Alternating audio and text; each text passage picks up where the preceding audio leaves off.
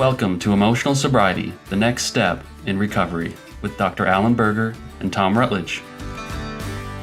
We have on the podcast Erik Fisher from Columbia University and author of The Urge. And he has a podcast of his own called Flourishing After Addiction. I just wanted to give you an opportunity, Carl, to introduce yourself and talk a little bit about what you do and what your entry point is to this wide, beautiful world of recovery. Yeah, thanks, Patrick. And thanks, Thom and Alan, for having me on. It's really good to be here.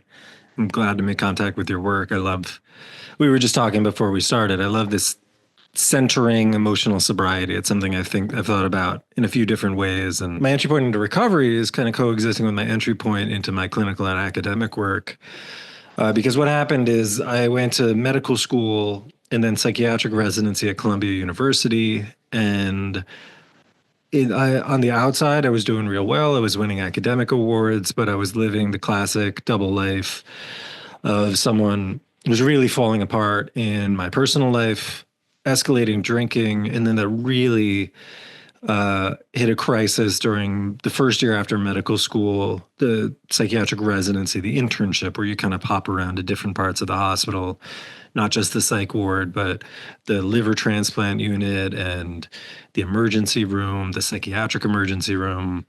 And it was at that point, things started fraying at the edges. Some supervisors said I was short or late or that my work was getting inconsistent. Thank God I never drank on the job. I'm really grateful just for that accident of history, because it wasn't through personal will or any sort of responsibility or conscientiousness. I'm just lucky it didn't go down that way.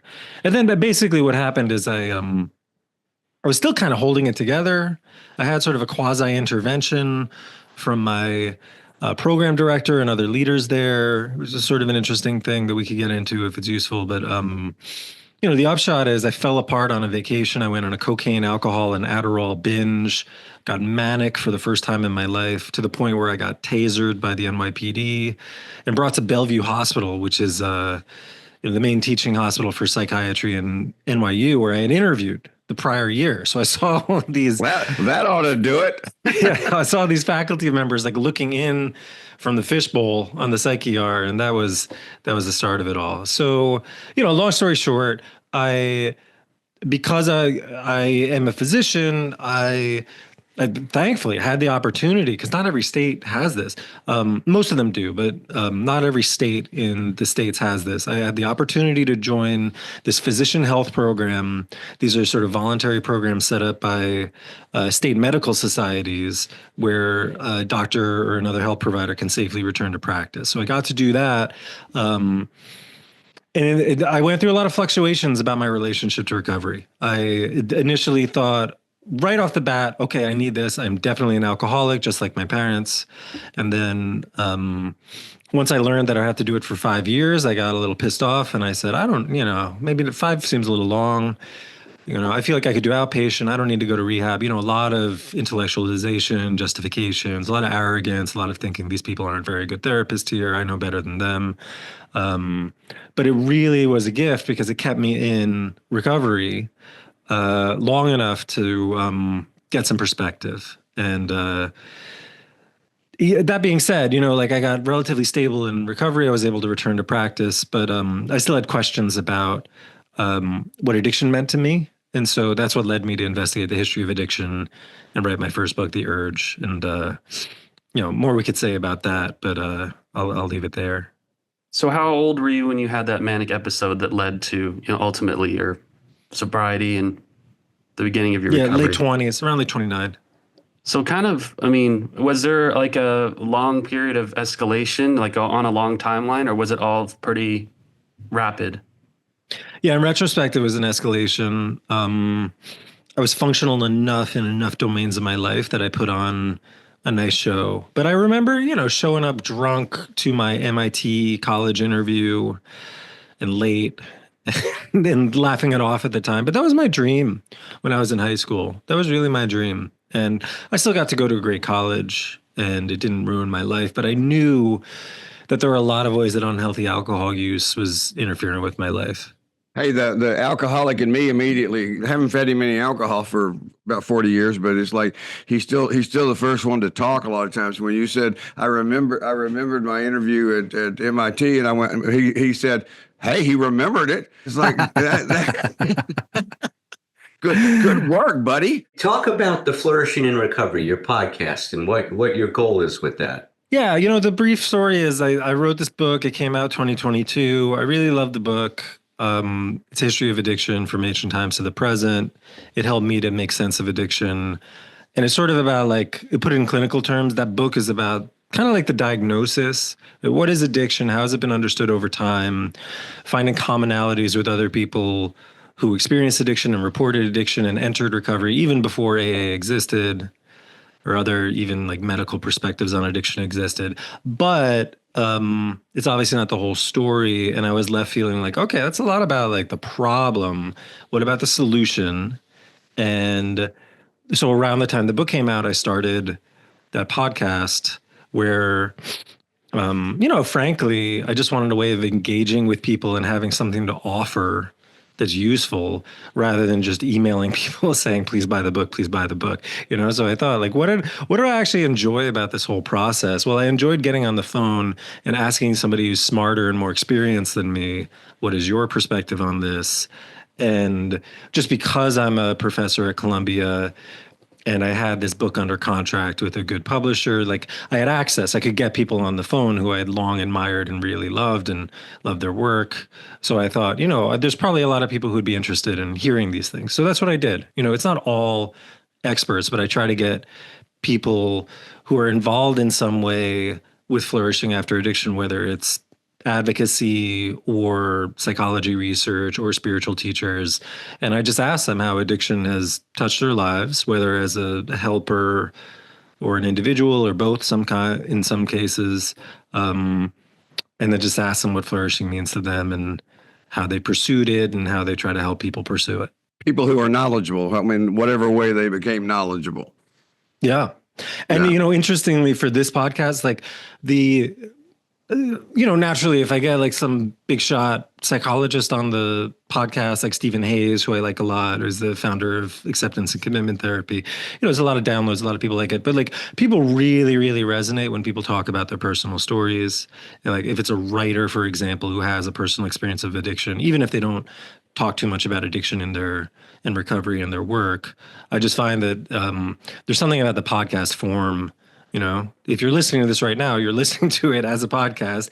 Maybe you're lonely, maybe you want some guidance or some company, stuff like that. Like, I think just like being able to connect with somebody at a personal, authentic level through audio is just a really powerful medium. I've come to really love it. What have you learned about flourishing in recovery? What has stood out for you in the interviews that you've done up to this point, Erik? As a psychiatrist, I want to go meta and talk about the process as opposed to some nugget. Like, there's a lot of nuggets. There's a lot of practical pointers people have given me, but it's more about what my mind goes to is it gave me license to reach out to people I really admired and learn from them. And I was shocked in a lot of cases that I formed connections and sometimes even friendships with people, and I'm able to help them out. I reach out to, say, a philosopher who is in recovery, and then by the way, I had read since I was in undergrad at UNC Chapel Hill. And not only do we have a great series of conversations, he sends me his book in press and says, hey, before this goes to the editor, can you read it? And like, I get to help him, and I'm learning tremendously, and I'm learning about his process. And it's sort of like recovery in action, where like the service is the reward. And that's part of how I learn and develop, and I get to be useful in the world. So I think like it's important to say, because I think a lot of people, whatever their work is, they're wondering like, how can I be useful? How can I be a worker among workers in this world where a lot of it is about selling? Everybody's supposed to have a LinkedIn profile now. There's a lot of like aggrandizement, a lot of like personal profile, content creation, whatever. I'm just really grateful I get to do something that's about addiction and recovery, because it keeps it focused on like what actually matters, what's actually going to be helpful. Isolation is such a giant thing. We're all part of we're part of the history of the solution. You're talking about the history of addiction thing, and we're right in the middle of that. And with Alan, for me is the catalyst for getting connected to all of Bill Wilson's stuff about emotional sobriety. But it's like, isolation is the killer in addiction. It's like, and the addiction can't kill us without us being isolated. And the main message that any addiction has is, mine speaks in my ear to this day. It just says, nobody has to know. It's like it's a secret. And so what we're doing is we're creating this space with each other and with anybody else who's willing to join the conversation and listen. It's like it's harder to isolate. Yeah. Yeah. You hear the word process all the time, but how would you define that? What is a process? You mean psychologically speaking, like process-based therapy? Just what is a process? When you talk about process, because see, I've been trained in Gestalt experiential therapy, right? And what we focus on is really the process, right? In terms of what's going on. I mean, obviously I listen to the person's content, but I'm really listening to the music, right? In terms of how, the way that Dr. Kempler, my mentor, described it, he said, if you think about what Sir Isaac Newton did, he looked at the apple hanging on a tree, and then he watched it fall to the ground. And the process is what happened between the apple hanging on the tree and point B, the ground. And what happened in between that was the process. And he observed it. He put a label on it. He called it gravity, right? In terms of what happened. But a lot of people don't understand what process means, but that's what it is. It's our relationship to the experience we're having and what that relationship looks like. And that, in one way, if you define emotional sobriety, it's learning to pay attention to that. In the world of personal development and wellness in general, there's a lot of focus on content. A hot word right now is protocols. People like to have a formula or a prescription, like maybe I'll be happy, maybe I can control myself if I have the right morning routine and I put the right food in my body and I work out the right way, et cetera, et cetera, et cetera. And it becomes very robotic, I think. That's not to knock anyone. Those things can be helpful stepping stones. I think especially when so much of our communication is electronically mediated and on screens and in audio, whatever else, it's really powerful and helpful. But we also have to, or my own experience at least, is that we have to nourish the intuitive experience, the human connection. I remember reading actually Ram Dass's biography. Ram Dass, the famous LSD guy. I would say LSD, yeah. Great autobiography of wild life. And he would describe, he was doing Skype therapy. Rest in peace, Skype, by the way, which I think just went bankrupt. He was doing Skype therapy from Malibu, from Maui. And because he was so sick and he had gone through strokes and other health problems, so he couldn't travel around. And so he would be doing Skype therapy. And he described this process. It's not what I do, but, it's inspired. He sits down for a long time and just imagines his third eye literally connecting to the other person's third eye. Not unlike a webcam. Yeah, not unlike a webcam, but just reminding yourself that there's another human being here and there's an intuitive connection that we can't necessarily short circuit. It's funny. What I think his first book is "I Am Here" or something like that, right? And his most recent book is "I Am Still Here." Is that right? Cool. It's a great title.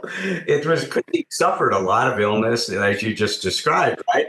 But his book was "I Am Still Here," and he was talking about his experience going through all of these illnesses and what that meant to him and how he was coping with it. See, that to me it was a very, very interesting discussion, because his humility really came out strong in that book in terms of, when we're dealing with things that are somewhat in our control, but mostly out of our control, it can be a humbling experience. And he really took that experience to heart. But I love the title, "I Am Still Here." That's great. I'm still here, but not on Skype, from what you're saying, if they've gone bankrupt, right? Yeah, that's just what I read, yeah. One of the things that you talked about that Thom and I talk a lot about, the importance of curiosity in recovery. You said it yourself, that as you started to take your journey, you got very interested in addiction and what it meant through history, right? And that was a way of learning about your own experience, and your curiosity took you in that path. I'd like to hear more about your curiosity and what that's led you to discover in your own life. I'm really at a point now where my writing and my other work is very closely related to my recovery process. I really want my writing process to be closely in concert with my recovery process. It's not all exactly the same. I don't need to write down every little thing I do. You don't have to hear about my battles with morning routines and obsessionality, but like I try to make less and less of a distinction between those things as time goes on. So in terms of curiosity, I really just try to connect authentically with what I actually care about and what matters to me and to the people I work with, as opposed to sometimes, maybe there are benefits to this or it was helpful in some respect, but like a lot of academic work can be games, like intellectual games or kind of like assembling bricks on the wall. And there's a purpose to that. And for people who really connect with that, then that can be really useful, even just at the level of science for science's stake without any sort of practical payoff. But like right now, or I'll say this, like the thing that I was curious about in terms of the history was a personal question, which was what happened to me? And it was precisely because I had done the neuroscience research fellowship at Columbia. I had done the psychiatric training at Columbia. And I thought there was a lot of utility in the neuroscience, in the philosophy, in the psychiatry, but it was kind of incomplete at the personal level. Like it wasn't really like connecting and resonating with me in a way where I could make sense of like, what the heck just happened to me? Like I thought I had my head, at least someone on my shoulders, and I got completely blindsided and I wound up tased by the NYPD. Like, what the heck? So the history and the literature and the ancient philosophy and the stories of prior battles with an entry into recovery, like all of that was helpful. It was like helpful to that curiosity, specifically like, how do I make sense of what happened to me? Again, it's all connection. See, that the idea of healing is about connection, and when you're doing even just that, when you're talking even at an academic level, what you're plugging into your connect. Talk about Ram Dass with his third eye. You're going back through history. You're connecting to Marcus Aurelius. It's like whatever you're doing, it's like you're seeing yourself as a part of the whole. I made a friend also in the process of writing this book, Ben Breen, who's a really interesting historian who just loves history and very inspiring as just a person who just like really believes in the power of history. And he just says it's the memory banks for the human species. It's just the memory banks. It's actually and literally a part of our minds. Jung's idea, right, was the collective unconscious, and that all this stuff is being collected, right, and that it's influenced us through the archetypes and other images that come out of it. So it's an interesting way to say it. It is a reflection of our collective memory, isn't it? I'd like to read a bit from Bill Wilson, if you guys don't mind, and then maybe we could talk about it. Yeah, Patrick, that sounds like a great idea. All right, so this is from his 1958 letter, I think, on emotional sobriety. I'll read a couple passages from it. Suddenly, I realized what the matter was. My basic flaw had always been dependence, almost absolute dependence, on people or circumstances to supply me with prestige, security, and the like. Failing to get these things according to my perfectionist dreams and specifications, I had fought for them. And when defeat came, so did my depression. And then a little further down, he says, for my dependency meant demand, a demand for the possession and control of the people and conditions surrounding me. And what I'll add just a little bit from my own recovery, sobriety, addiction is I think what was starting to fall apart really at the end was my expectations of myself, or, I was collapsing because I just felt, I felt so unworthy. I had, I think, like a very distorted expectation of how the condition I was supposed to be in to meet the world. And so I was medicating that. And the way in which I was medicating it was just, scaling up the dysfunction. So the emotional sobriety framework, at least, in this sense, has been very useful to me because I can see, where my alignment is off, and this rift that that the drugs and alcohol were medicating, but that I'm now seeking to to heal through other means. So yeah, maybe we could just start with Carl and then go around and just talk a bit about what this means to us. Yeah, it's a really rich passage. So much jumped out at me, but the thing I want to highlight is the dependence on people or circumstances to supply me with prestige, security, and the like. It makes me think of flourishing and the types of practical philosophy that I find really useful. It clarifies a vision of sort of wellness or flourishing, or like true happiness, authentic happiness that is worth aiming for. And we see this in recovery literature too, right? Like we see that in the 12 and 12 and a lot of things. Like, what are you truly aiming for? What is the point of your life? What is your vision of success? And I've had the experience many times in recovery now where I'm sort of like the dog that catches the car, and then I'm like, oh, now what? Like, I got the thing. And, that people describe this all the time. I win the Oscar, and then I come home that night and I snap at my kid. Like, it doesn't fill the actual hole. And, as an example, one framework I've been thinking about a lot recently is, I think it comes from Thomas Aquinas. He talks about 4 false gods. And if I'm remembering correctly, and they get translated differently, it's something like power, status, pleasure, money. So like when people start going for, and like from a Buddhist recovery standpoint, you might call those false refuges. Like, okay, I'm not making the alcohol or the substance my God anymore, but maybe I can throw myself into one of these other things, and maybe those will give me authentic happiness. And Aquinas's argument was that fails. The status, power, pleasure,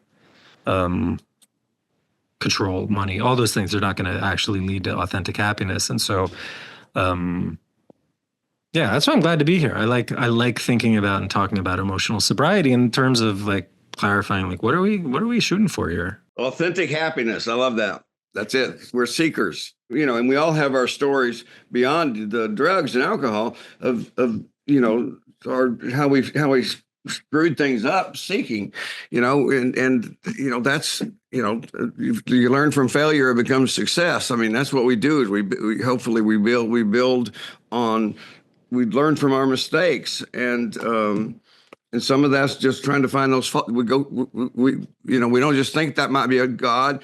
We test the false God, and turn out that we find out experientially, to use Alan's term, that okay, well, that didn't work, because we don't tend to be, I'm generalizing about addicts, but it's maybe about human beings, but we don't tend to just get something because somebody tells us. Mm-hmm. The stove is hot. Really? Let me check that out. It's like, I'm my guy in my head. Oh, he's shaming me right now because I never was tased. There's still time, Thom. There's lots of ways to get tased. Thank you, Carl. It means so much. It's like, as I've dug into this stuff to understand Bill's letter, which is really a big focus of my career the last probably 25 years. Is what he seems to capture to me, Carl, the way Fritz Perls, the co-founder of Gestalt Therapy, described it. He says that maturity is transcending environmental support to self-support. The transcendence of environmental support. And I look back and I can see that I was so dependent on things being a certain way to be okay.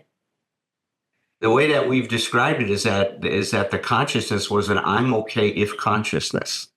I'm okay if this happens. I'm okay if that happens, what Bill was talking about, right? Getting security and prestige and the like from our relationship to the world. And emotional sobriety seems to me to be getting to a consciousness that moves us towards that self-support. And you're right, these false gods that Aquinas talks about, Erik Fromm talks about it as a consciousness of having, is that he says, I am more the more I have. And that, he says, unfortunately, is such a powerful theme in our culture. I am more the more I have. And so we're obsessed with having. I've got to have the new iPhone. I got to have the new car. Why are we making new cars every year? Does it make any sense to have to manufacture new cars all the time? It doesn't. I mean, depleting this world of so many resources when we do that. But we got to have a new car every year. You'll see the line at the Apple store. When they get out a new phone, in New York, they're wrapped around the block to get that new phone. Is this idea, if I have this, I will be okay. I will be okay if I have the right number of things. And then George Carlin made that great joke about stuff and then garages. I don't know if you guys ever saw the shtick he had with that stuff, but he says we're so obsessed with getting stuff in our life as though stuff is what we need to have. And then we get bigger houses to put more stuff in. And then we need a bigger garage to put more stuff in, but we can't put our cars in it because we got so much stuff in the garage. I mean, and we're obsessed with that in this culture. Right. And it's a serious problem because Fromm said the other side is what we're out of balance with, is the being side of the equation. And that's what he did. He contrasted having with being, which a lot of other, look, you're talking about spiritual traditions here and, all kinds of people have looked at. And that's what Bill's big emphasis in emotional sobriety was balance. There's nothing wrong with having if you balance it with being. But we've been so out of balance our whole life, right? Thinking that if I have this, I'll be okay. If this happens, I'll be okay. If she loves me, I'll be okay. If he loves me, I'll be okay. That's one of the things about emotional sobriety that takes us beyond our addiction and for me, I'll be learning it until the drop off the planet, but working to be better and better at not living from a position of conditionality where it's like, I'll be okay once I'm tased. It's like you're just always putting something else out there. It's like it's something I don't, and it's always, got a guy in my head that basically tells me, it just goes through the things I don't have. It's like we've forgotten about the things I thought I would have. If once I had that, I would be fine because I have those things now. So you keep going. Alan, I want to ask you, I love that. I don't know that much about Fritz Perls, but I like the framing of environmental support to self-support. And also that word self is kind of a lightning rod in recovery literature. And so I'm assuming there's a healthier form, almost like the way other traditions talk about like a true self versus like the small self, big self, open, like Buddha mind, et cetera. So like what is his conception, or like how would you describe like the healthy kind of self-support? The best way to describe it, if I lay out the guide rails, right, for emotional sobriety, it's learning to act for yourself without being selfish. I mean, take that and then to act for others without losing yourself. Those are the guidelines, right? If I can stay in that line, then I have a healthy self, right? I'm not acting selfishly. I'm acting in relationship to you. I'm aware of my behavior and how it impacts you, but I'm also aware of what I need in a relationship. And so I can advocate for that, but not at your expense, right? Not at your expense, but to stay in a relationship to you. Same thing if I do something for someone else. I do it because I want to, not because you're going to respond in a certain way to me. And that's the acting for others without losing ourselves. So the way Dr. Kempler, who was a Gestalt therapist, used to say, he says, we don't give anything unless we can give it with an open hand. And we don't take anything from anyone unless they give it to us with an open hand. Which is an interesting concept, isn't it? Is that I not only guard, I'm on the outlook for my integrity, but I'm also paying attention to you and not wanting you to compromise yourself or to sacrifice yourself for my needs. Yeah, I like that a lot. And the first part of it, resonates with what Patrick was saying earlier about, and I certainly had this experience too, in early sobriety, having to build a healthy kind of self-esteem. Or self-worth, a self-worth that doesn't rely on others, like the traditional self-esteem that comes from acts, like esteemable acts. Yeah, exactly. And see, another thing that I recently shifted from, I when I give these workshops on emotional sobriety, I emphasize that this is a developmental issue. We're not sick, we're stuck. It's the way I say it. We're stuck at a very early stage of development. And I use Bowen's model of differentiation to talk about that. Is that his model of differentiation was that obviously the more undifferentiated I am, the more dependent I am on my environment to be a certain way for me to be okay. the more rules I'm going to have. And see, that's a big thing about what Bill was so great at helping us look at, is saying, look at when you get upset, what's really going on? He says underneath it all the time is some what he called unhealthy dependence. That's the environmental support, and it's consequent demand. So these unhealthy dependencies generate these expectations that are really, mass demands. And he got that from Carl. I've gotten this confirmed by an AA historian from Dr. Karen Horney's work, who had an institute in New York at that time. And she talked a lot about the claims and demands that our false self makes on the world for it to be a certain way for us to be okay. So to me, it's a fascinating discussion because Bill was capturing, I think, the zeitgeist back then, right, in the 50s and 40s about people like Fritz Perls, Karen Horney, and those masterful, Bowen was around during that time. They were all describing the same process, is that our overdependence, right, on the environment to be okay creates a lot of trouble. And so emotional sobriety, the shorthand version of it is freedom, as Thom was saying, emotional freedom. And I know that's what I experienced when I drank and used. I tell everyone when I tell my story, because I started drinking pretty early at 12 years old. And I remember when I had that first drink, at that point I was okay. And up to that point, I didn't feel okay at all. But when I had that drink, I started moving towards okay. And after a couple more drinks, I was more okay. Problem was I woke up the next day. I wasn't okay. I wasn't okay at all. So I had to drink again to get to okay. And I kept pursuing okay, but there was a never okay. There was a never, a light at the end of that tunnel. And if it was a train coming at me, right, is what was happening. But that's how I describe it now, is that we really, and part of maturation, if people like Kurt Goldstein, a brilliant neurologist, you may have read his book, The Organism. I mean, it's a classic in the field. He was the first one to describe self-actualization, because he said, he was observing World War I veterans who had brain damage. And what he saw is that these people organize their environment to optimally function in that environment.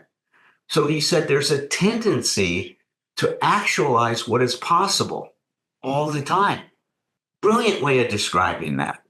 And that, other people talked about as self-actualization. Maslow talked about it. Perls talked about it. And Perls, back to your thing about false self, Perls said a great thing. He says the problem in development is the minute we dedicate our lives to actualizing a concept of who we should be, rather than actualizing who we really are.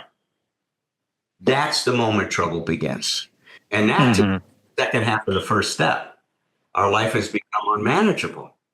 The minute we do that, we're now trying to be someone we're not. It's not going to work very well. Not going to work. Buddhist recovery has been very influential on me, and Buddhist practice and meditation practice. I really love it. And it's gotten into a lot of sort of personal development culture that people have the idea you have to lose the self or transcend the self. Like, this could be used. Jay Garfield had a big book about this recently. All the meditation folks talk about it constantly. And I think that's good. That's good in some context to like loosen the hold of the ego. But I also think about a quote that I've seen attributed to all sorts of different spiritual teachers is you have to have a self before you lose it. You have to have like a stable sense of like who you are, who you stand for, what you authentically care about before you lose it. And like jumping directly into massive, spiritual, psychedelic, what have you, experimentation isn't necessarily a panacea. It's not like you kill the self and then you get to experience perfect enlightenment all the time. Well, that fits into the recovery thing too, because so often recovery is like a misnomer because we're talking about recovering something that a lot of times many people have never had. Especially when you're dealing with childhood abuse and things like that. You want to, so what I'm doing a lot of inner child work, and one of the things I'm saying is like you're not recovering the adult. It's like you don't have to recover the child, because we all have the child right there. But we need somebody to take care of that child, and many people have never had that. So it's like you're gaining it for the first time is one of the things that strikes me when you're saying that. It's like you got to have a self before you go like where did I put that? I bet it's with my keys. Yeah. But the way I like to think about that, Tom, is we're recovering our lost possibilities. That's good. I like that. I like that. Recovering our lost possibilities. And look, at they're lost because obviously early on in life, we are completely dependent on our environment. You don't have to tell a kid at 1 year old to start to experiment with walking. They want to do that because they want to be what they can become.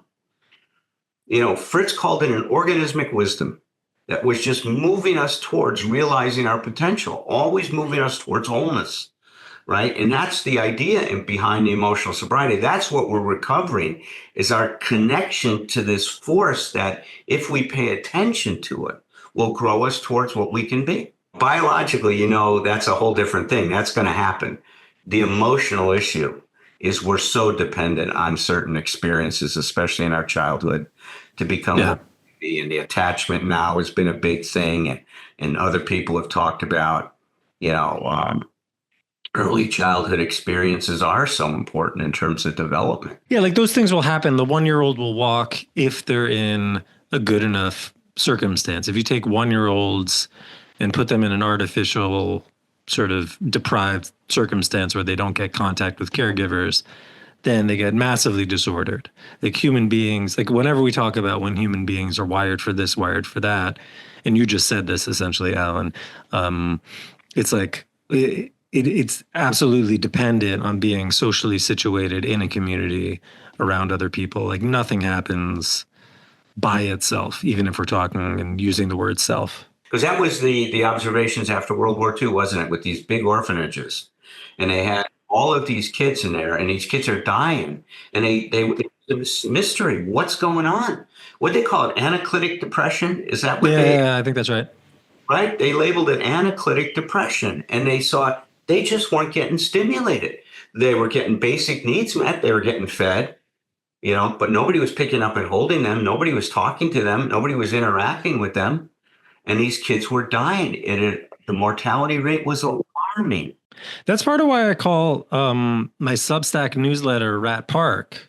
I was going to ask about that. Yeah, because and I've got a post on there kind of going into the history, because the Rat Park experiment, which some people know, is not the cleanest story. There are some questions about replication, and people have made arguments about it. But the upshot is, and you guys may know, stop me if this is old or boring, but there was a lot of rat research on addiction, and you could addict a rat under quote unquote normal circumstances to something like morphine.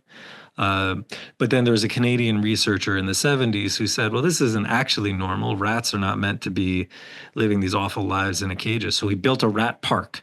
And the rat park was a big cage, opportunities for mating, nice wood chips, lots of toys. He even painted little spruce trees on the walls. And then he found it was very difficult to get the rats habituated to morphine. They just wouldn't choose it. You would give it to them. You would even like force feed them morphine. And then once you get back to the choice between water and the morphine waste. Now you're just pointing out how much healthier rats are than we are.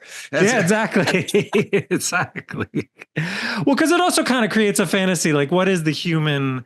Like people ask all the time, like, what is the human rat park? I think humans, because we're so complicated, we're not that great at building utopias.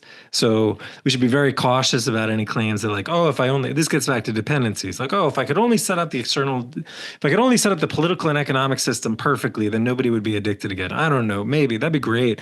Maybe artificial general intelligence will come and save us. But like for now, like humans get addicted even in supposedly very good circumstances. Well, my favorite book of Ram Dass is called One-Liners. I don't know if you guys have a copy of that, but I've been No. and Alan and Patrick know that I love writing one-liners. I like anything I can just get. The shorter I can get it. And I got a couple of things from you guys today. One is I just like and I'm an English major. I'm an accidental therapist, but I love the term rat research. First of all, I've written that down. Like I got to find a way to work that in. But the other one is being born is our first eviction. A certain community can, right, in terms of rats, right? And they generalize a lot of that to our societies today, right? In terms of what's missing in our society for people and stuff like that. But like you said, I think the difference is, and it's an important one, is we have the capacity to advocate for ourselves. We can develop agency, right? And which is a remarkable thing. You know, what did they talk like in theology? They talk about it, free will, right? God's will and free will, right? What's God's will for us? What's free will? We have a will, the right to choose or to not choose certain things. And that's where I disagree with that idea. I don't think we have that choice until we realize we don't. See, that's what Rollo May said. It says, in order to get to freedom, you don't get to freedom by going after freedom. You get to freedom by realizing how determined you are. Yeah, that's compatible with some of the neuroscience perspectives on it. You might have heard Daniel Dennett, I think it was, who's a philosopher of neuroscience who died not too long ago, but really prolific, talked a lot about philosophy of mind. He called it free won't. And it's free won't because, like, when you look at the actual neuroscientific processes, it could be that it's more of a veto process. Like, we have all these modules in the mind, all these little cells, all these parts, all these impulses, and they arise and they direct us toward a thing. Usually we're unconscious of them. If we're lucky, we're kind of subconscious. But if we can, just like you were talking earlier, Alan, like curiosity, if we can bring some curiosity to those parts, those impulses and urges, then at least some of the time we can exercise some veto power and be like, maybe I shouldn't send that text, or maybe I shouldn't go back to that bar.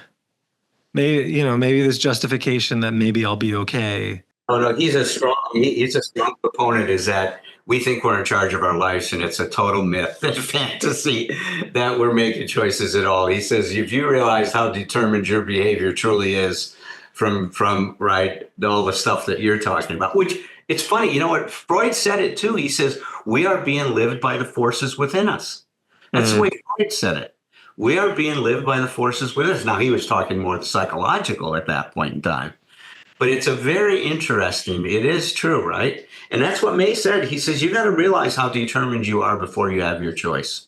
You got to understand what's driving your behavior. And that's where Bill's letter about realizing our emotional dependency becomes such an important one for a lot of people in recovery, Eric, to discover a new possibility for themselves in terms of dealing with the disappointment they have, the heartbreak they have, the depression that they're experiencing. Because that letter that Patrick was talking about was written to someone in California who was struggling with depression, and he wrote into the General Service Office and saying, hey, can the 12 steps help me with my depression?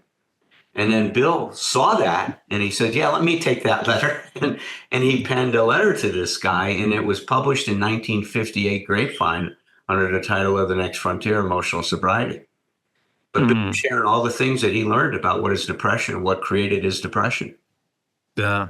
Isn't that beautiful that people would write such long letters back then, and that it's a public figure like Bill it would actually do that? When did you get a letter in the mail? When's the last time that any of us got a letter? Ages. Yeah. Yeah. I'm reading Oliver Sacks's letters right now. The writer, his letters were just published, and it was similar. He's got to be one of the last great letter writers, because these long, voluminous letters. And he did. The thing that's this has nothing to do with recovery, although he did have a history of some drug experiences that he investigated with psychoanalysis. But he described at points in his life he would be waking up at 5 a.m. to reply to correspondence, just because he had this sort of natural, ebullient drive to just like and not to dash off a little postcard like, thanks for buying my book, but he would write multi-page letters saying, you know, here's my perspective on Alzheimer's, and I'm so sorry you're going through what you're going through, et cetera, et cetera. And man, I mean, like we've really lost that, it seems like. Well, Carl, I thought we could bring it full circle. And, you know, you said that, you know, you through the book, you wanted to figure out what happened to you. And I just thought we could add on top of that, like what's healing you today? I mean, being here right now, talking to you guys, I've learned a lot. It gives me a lot of energy and reinforces the utility of having conversations like this and carrying some kind of message and hopefully sharing things that are useful. So I really have been trying, like I was saying before, I've really been trying to look carefully at my work and really bring my recovery process in line with my work. I've really been meditating on that question of like, what is it like to be a worker among workers? What is it like to just show up, do the work, and like let go of the outcome? But it's not all work, you know, all work and no play. Another great addiction allegory, The Shining. His impossible demand was that the Overlook, you know, stay heated through the cold season. Yeah. Sorry. Oh, yeah, don't get Patrick off on movie stuff. He's too good at it. It's like, nice. No, I love Stephen King. He's good. But just being very direct about it. You know, meditation, Buddhist practice has been really important to me. Without getting too much into the details, there's been some disruptions of that, like just in terms of my recovery practice and the communities I'm engaged in, which happens, and I've seen it happen with other fellows in recovery. Some people sometimes have the sense that like, oh, maybe I can graduate from traditional recovery. Like I can let go of like mutual help meetings and go live in an ashram. And maybe that works for some people. I don't know. But I'm really glad that I never let go of the recovery part of it.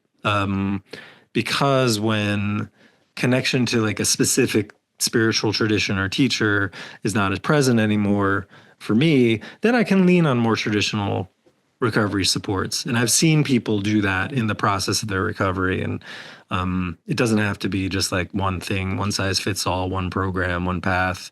And I'm feeling really supported by that right now. I don't know if that answers your question all that much. No, but, depth on the bench is what you're talking about. You got, you know, so often people get to they just have one or two things, and you got, you know, commitment to recovery is like commitment to do whatever it takes. This has been really engaging. We could go for another 5 hours. We could do a whole easy day seminar.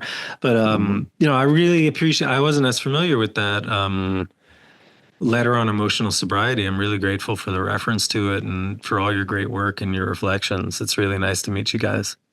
Good to meet you. Good to know you. I'll write you a long letter. Pen pals, let's do it. That's great. So the best place for people to find me is just on my website, which directs to my newsletter. The email newsletter is hosted on Substack, and that's the thing called Rat Park. All of my podcasts are published there. If you don't want the newsletter and you just want the podcast, you can also look up the podcast and subscribe directly through Apple Music or Spotify or things like that. But in any case, the best thing is just to search my name, Carl Erik Fisher. And I'd love to hear from people and be connected. So thanks for checking it out. All right. Well, keep up the good work, Carl. Likewise.